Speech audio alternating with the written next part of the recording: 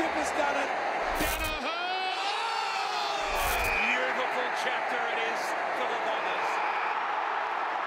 Well, Scotty, last week you mentioned the start against the Dockers needs to become the benchmark, and again Essendon were quick out of the blocks against the Cats. What do you make of that opening? Fantastic start by the boys, and so often we see if you can get away to a good start, the momentum shifts in games work in your favour, and then you'll get a run at the end. And look, 6-1 in the first quarter. Geelong actually scored more goals after quarter time, but they had the lead early, the boys, and were able to hold on to it.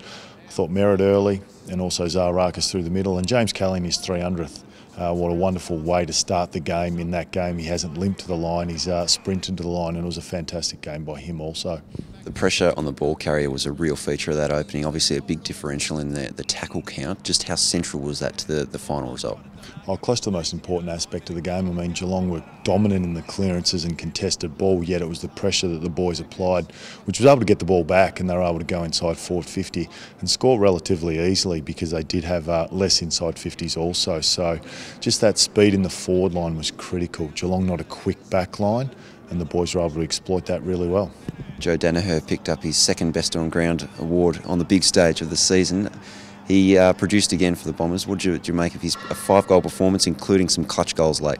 The clutch goals were the key, wasn't it? 5 goals, roaming forward or outside forward 50, but just able to kick it when the team needed it, particularly the one in the last quarter on the run, outside 50, hemmed in on the boundary line. I mean, they're the ones that win games for you, and Joe's development has been outstanding in that aspect.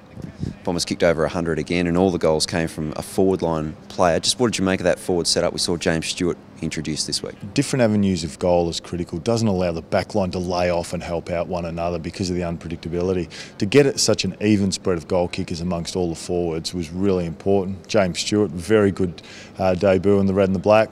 Kicked the 3 goals, looked dangerous, and then the small forwards with their pressure and also their offensive threat was very good.